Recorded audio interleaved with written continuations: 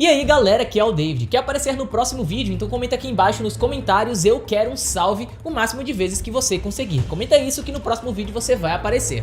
Não esquece também de seguir o meu Instagram, tá aqui na tela, @daviddamasceno ou no primeiro link na descrição. Lá eu tô postando aqui os backstages dos vídeos e tudo mais e muitas outras curiosidades pra vocês. Então me segue lá, deixa o like aqui no vídeo e vamos assistir aqui comigo. Vishwakarma é a divindade presidente de todos os artesãos e arquitetos. Filho de Brahma, ele é o desenhista divino de todo o universo e o construtor oficial dos palácios dos deuses. Vishwakarma é também o criador de todos os carros voadores dos deuses e de todas as suas armas.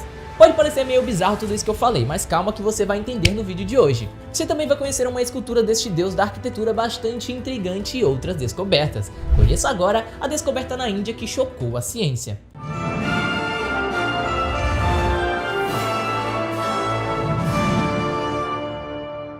Ossos de Shango. Os chamados ossos de Shango foram encontrados por arqueólogos na região que, à época do achado, correspondia ao Zaire, atual República Democrática do Congo. Bom pessoal, trata-se de um osso de um babuíno com uma particularidade muito curiosa, tá? Entalhes que sugerem a primeira calculadora utilizada pela humanidade. Pois é, aproximadamente 18 mil anos atrás e não 9 mil anos como se acreditava anteriormente. E olha só, o artefato foi forjado durante o Paleolítico Superior por uma sociedade que eventualmente, pessoal, acabou empurrada para fora do território por ações vulcânicas. O que despertou a curiosidade dos cientistas foi a forma como os arranhões foram dispostos ali nos ossos do Ishango. Existem colunas em que obviamente dobram-se os valores 2 e 4, 3 e 6. Por fim, há uma coluna em que de 10 se vai a 5 entalhes em uma divisão. Há também uma coluna em que constam todos os números primos entre 10 e 20, e por fim, uma em que constam apenas números múltiplos de 12. Apesar dessa obviedade em relação aos padrões matemáticos encontrados no osso de Shango, os cientistas não chegaram a uma resolução definitiva sobre a utilidade original desse artefato. Fala-se de uma ferramenta para explorar os limites da matemática, é claro. Entretanto, a possibilidade de uma ferramenta didática foi excluída, e de fato há quem considere que pode se tratar sim de alguma forma de registro do calendário menstrual. Ou será apenas uma incrível coincidência oriunda de uma busca extensiva por padrões? Ainda é difícil determinar, tá bom? O lobisomem.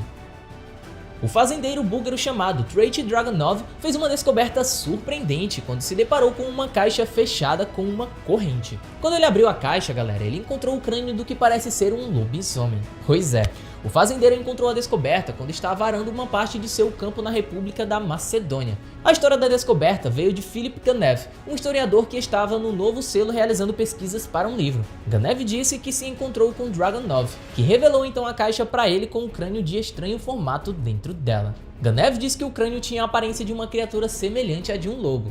No entanto, o crânio era bem maior. Ganev apontou para um crânio aumentado e encontrado apenas em espécies de primatas. Ganev também tirou fotos do estranho crânio parecido com um lobo e as entregou às autoridades do governo. E olha só que interessante, as autoridades concluíram que o crânio provavelmente veio de um lobo com uma doença de Paget. A doença de Paget faz com que o crânio aumente de tamanho, o que faria com que o crânio do lobo parecesse mais como o de um ser humano. Isso explicaria aí o crânio ter uma aparência de um lobisomem. O Sr. Ganev se interessou no relato do agricultor enquanto pesquisava para um livro sobre as guerras das Balcãs. E os lobisomens tinham sido o foco do folclore dos Balcãs. As lendas sobre os lobisomens, de como um homem se transforma em um lobisomem, variam dependendo de região para região. Muitas pessoas achavam que alguns bebês tinham a capacidade de se transformar em lobo. Isso ocorria mais em recém-nascidos que tinham muito cabelo. Em outras regiões, foi dito que o homem se tornava um lobisomem se morresse quando estava em pecado mortal ou fizesse um pacto com o diabo. Bom, neste caso, eles renascem, mas são amaldiçoados como lobisomens.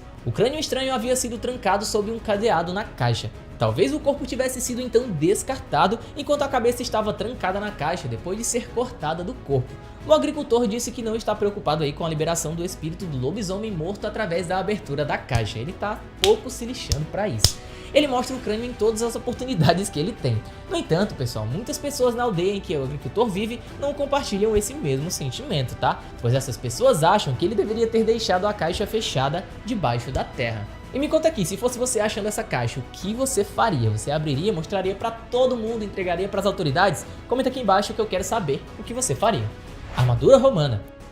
A descoberta ocorreu em Calcrise, lugar de uma famosa batalha há mais de 2000 anos entre tribos germânicas e 3 legiões românicas. Olha só, uma equipe de arqueólogos encontrou um conjunto quase completo de armaduras romanas na colina de Calcrise, onde ocorreu a Batalha da Floresta de Teutoburgo, no século I, segundo o Museu e Parque Arqueológico de Calcrise. Os especialistas detalharam que uma das peças mais importantes é uma armadura que protegia a parte dianteira e traseira do tronco dos legionários. O objeto em questão é o exemplar melhor conservado e mais antigo já encontrado deste tipo na armadura do mundo romano. A peça foi encontrada em 2018 durante as escavações realizadas pelo próprio museu, que efetuou nesse ano uma grande quantidade de descobertas da época romana. De acordo com especialistas, a peça encontrada sugere que o soldado morreu no local de batalha. No entanto, no momento não foi possível ainda saber mais sobre as circunstâncias de sua morte, cita em comunicado. Em Calcrise, os romanos sofreram uma pesada derrota para uma aliança de tribos alemãs no ano 9 de nossa era. Publio Quintílio Varo, governador da província da Germânia, perdeu 3 legiões completas e a própria vida em uma emboscada organizada pelo líder germânico Armínio, deus da arquitetura.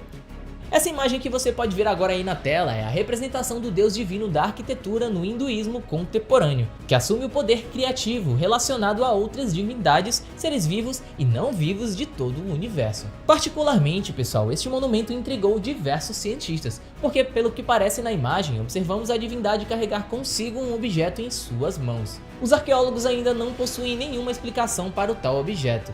Os cientistas também ficaram chocados com o grau de conhecimento e precisão dos construtores, o que parecem estar em ângulos e simetrias perfeitas. Em uma das teorias para o tal objeto, a qual o deus da arquitetura segura a sua mão, é de que seria um teodolito, um instrumento de medição de natureza mecânica e óptica utilizado para obter ângulos com precisão. Você pode ver aí um na tela. Para muitas pessoas, esta é a evidência mais clara de avanços tecnológicos da antiguidade. O touro. Neste ano, quando a arqueóloga chamada Zaccarola se deparou com vestígios de um chifre no sítio arqueológico de Olímpia, lá na Grécia, não imaginava que dali a alguns dias o achado despretensioso fosse parar em um anúncio do Ministério da Cultura do país. Foi o que aconteceu. O objeto provou ser ídolo de touro de bronze de 2,7 mil anos atrás. Os longos chifres da estatueta teriam emergido ao solo do santuário após uma série de chuvas fortes naquele país. Na íntegra, a peça de bronze mede apenas 8 centímetros de comprimento e 6 centímetros de altura. Seu objetivo era agradar uma estátua muito maior de aproximadamente 13 metros de altura que já não existe mais, a de próprio Zeus, considerado o deus superior da mitologia grega. Segundo análises em laboratórios lideradas por Laventouris e pelos arqueólogos que a acompanhavam durante as escavações, é bem provável que o ícone seja um dos milhares de presentes oferecidos ao deus grego no período entre 1050 a 700 a.C. no Santuário de Olímpia, também conhecido como palco dos antigos Jogos Olímpicos. Múmias de Guanajuato. Em Guanajuato, lá no México, existe uma coleção de antiguidades um tanto insólita, corpos naturalmente mumificados. Pois é, durante a primeira metade do século XX, a cidade sofreu com uma epidemia de cólera, doença que matou milhares de pessoas naquela região. Como consequência, os cemitérios locais começaram a carecer de espaço. E assim, os cadáveres passaram a ser enterrados em criptas, não mais em covas no chão. Depois de alguns anos, uma taxa começou a ser cobrada para que os sepultados pudessem continuar enterrados de forma permanente em seus respectivos túmulos.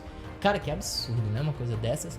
Mas pois é, aquelas famílias que não pudessem pagar tinham que desenterrar e guardar os restos mortais do seu ente querido em outro local. E foi assim que as estranhas múmias começaram a ser percebidas como atração.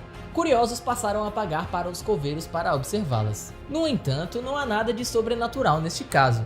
Pesquisadores alegam que o fenômeno aconteceu devido ao clima do local. Sendo este quente e árido, os corpos começaram o processo de mumificação por si próprios. Além disso, galera, as expressões em seus rostos foram mantidas quase que intactas. Existem evidências de que algumas pessoas tenham sido enterradas até vivas. Quando exumado, o cadáver de uma mulher chamada Inácia Aguilar demonstrou que estava mordendo o próprio braço. Hoje, a coleção está exposta em um museu no México e se tornou um grande ponto turístico naquela região. O artefato desconhecido.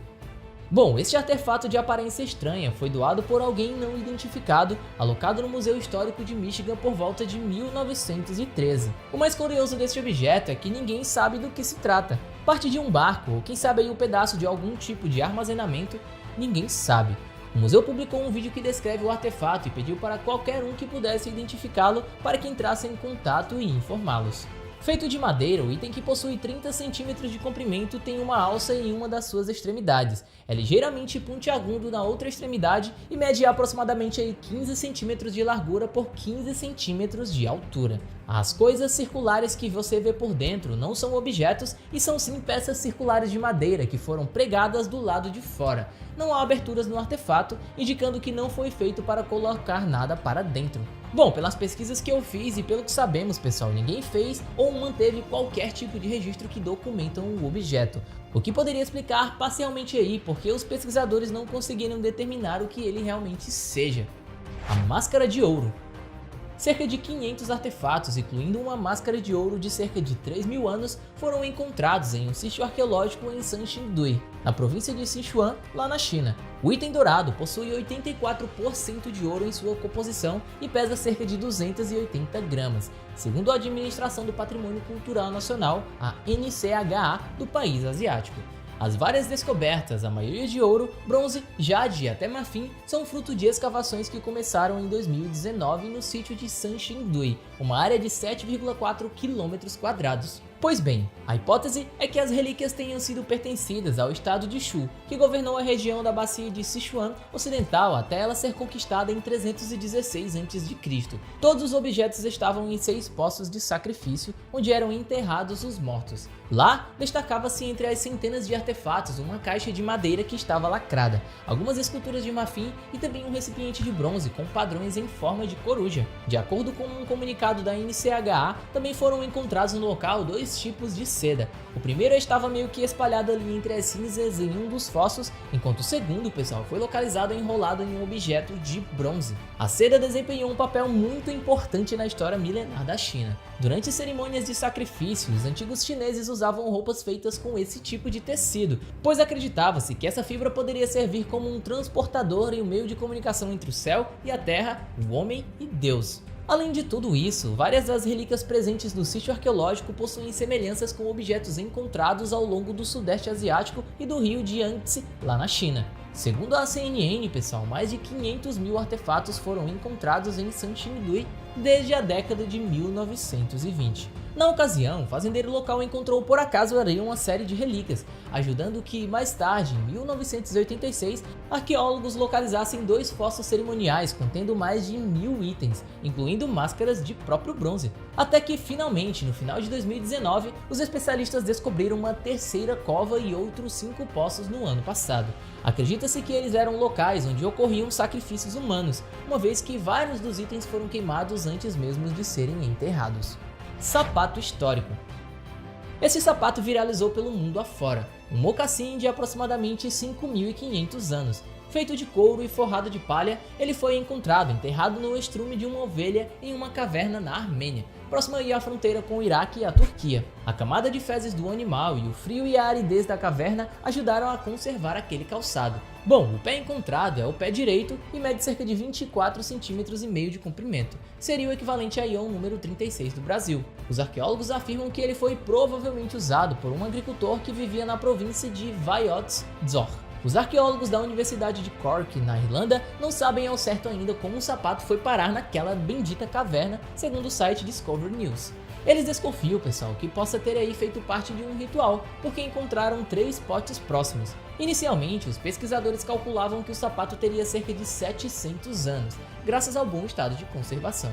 E após enviarem tiras de couro para análise na unidade de Oxford e em outras 2 universidades, eles descobriram que o material datava de 3.500 anos antes de Cristo, período conhecido como a Idade do Cobre. A surpresa dos cientistas foi perceber que o sapato não difere muito dos papuntis, calçados usados até a década de 1950 nas ilhas de Aran, lá na Baía de Galway, lá na Irlanda, e mostra a familiaridade das civilizações com o couro, indicando até a complexidade daquela sociedade naquela época. Então é isso, pessoal, esses foram os salves das pessoas que comentaram no vídeo, né? Então não esquece, se você quer aparecer aqui nessa parte do vídeo, comenta "eu quero um salve". A probabilidade de você estar aqui é muito alta.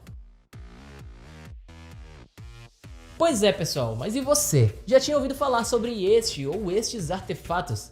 Não? Então deixa aqui embaixo a sua dúvida nos comentários que eu quero comentar junto com vocês. Não esquece também de deixar o like aqui no vídeo para fortalecer aqui o crescimento do canal, para que o canal possa continuar crescendo. Porque eu quero que você compartilhe com seu pai, com a sua mãe, com seu amigo, tia, com quem você achar que é interessante, que saiba esse tipo de conteúdo, tá? Que tenha interesse, porque afinal de contas, conhecimento é para todos.